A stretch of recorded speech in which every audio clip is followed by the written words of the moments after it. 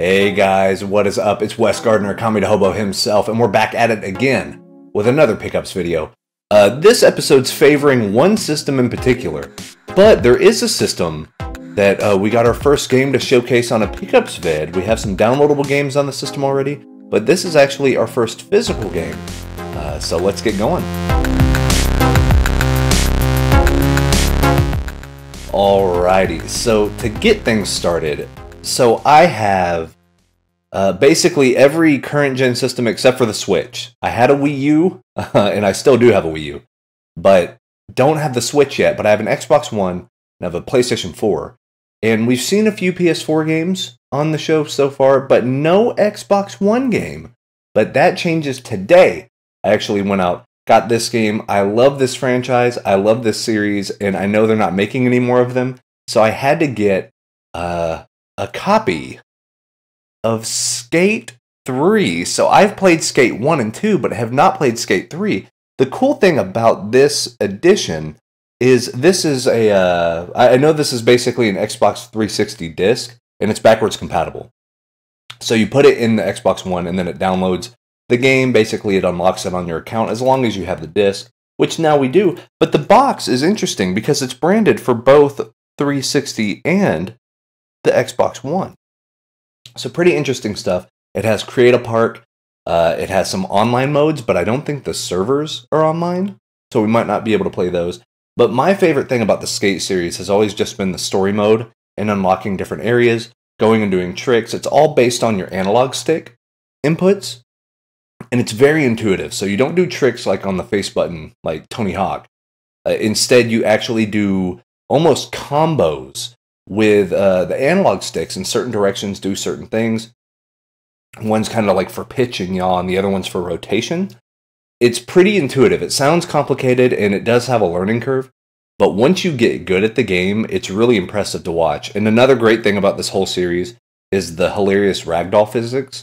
And I think there is a, there's some crash and burn mode or something like that, to where you can just go in and just try to make the most insane crash possible. So you could be on top of a 30-story building and then like catapult off and cartwheel down and break every bone in your body. And then you get money and points and sponsorships and all that. It's so silly, but awesome. So I'm really glad to own this. I am going to be streaming this. I've decided I'm going to hook up the Xbox One, get it going through the AverMedia. We'll play it on Twitch.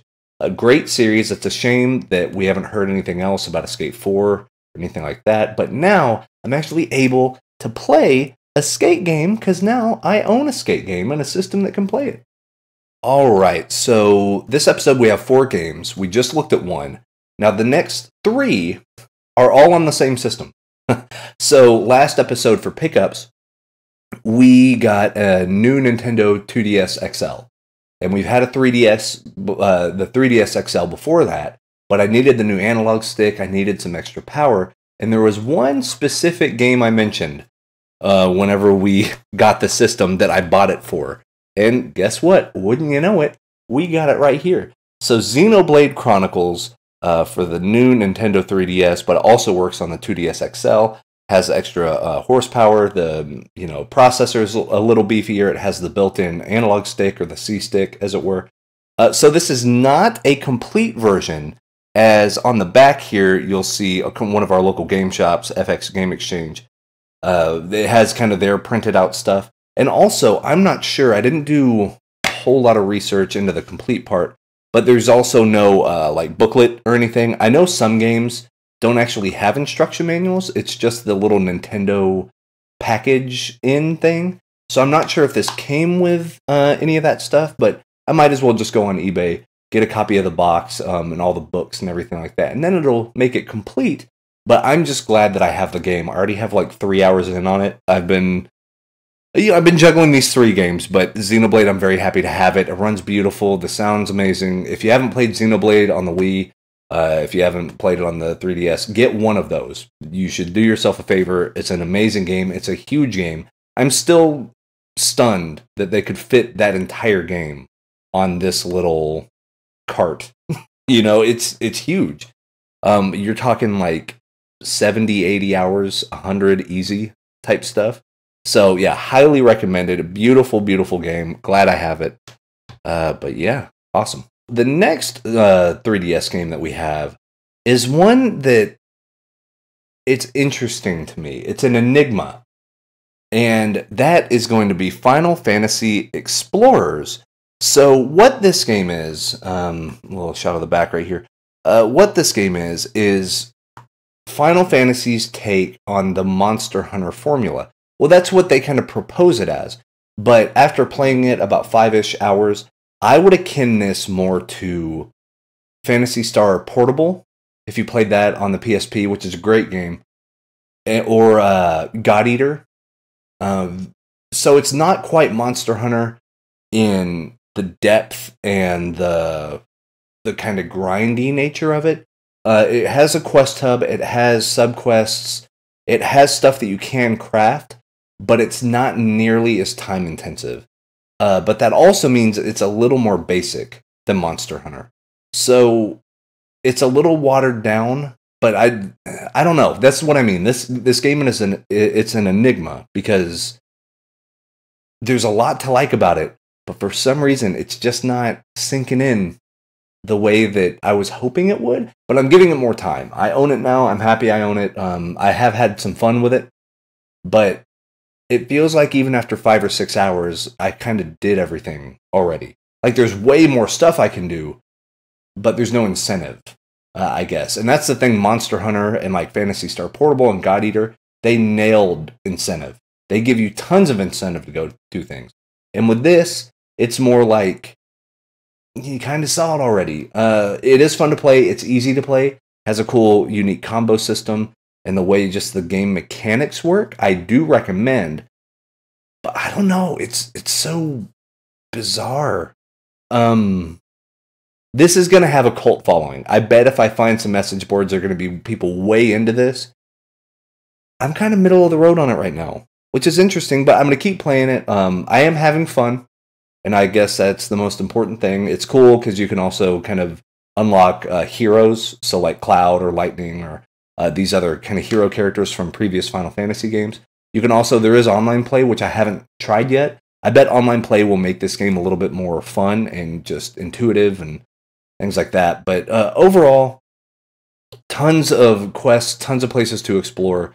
Just not a lot to the world, I guess, which is kind of a shame. But hey, we'll play more. We'll get a final verdict soon on it. All right, and last but certainly not least, this is a game that I originally played about halfway through on the PlayStation 2. And this is a series that I have a soft spot for. I do love this series. I owned this version, this pretty much exact version for the 3DS. Then I sold it back whenever I had my original 3DS and sold that off before I rebought a 3DS XL. All that fun stuff, kind of blast to the past type of things. But highly recommended. Tales of the Abyss. This one is complete as well. I don't know if I mentioned the Final Fantasy Explorers was complete. It has all the instructions and everything too. But amazing game. This is actually one of my favorite games in the Tales series. I would put it up there with Symphonia, Vesperia for the Xbox 360, and Berseria, the newest one. So I'm playing that on Steam right now, and it is great. Berseria might actually be my favorite Tales game. But Tales of the Abyss is no slouch. It is a heavy hitter. It has full voice acting. This is basically the PS2 game. But in my opinion, this version looks better and it plays better. It plays a little faster. The PS2 version had some slowdown. But Tales of the Abyss on the PS2 also kind of pushed that to the limit.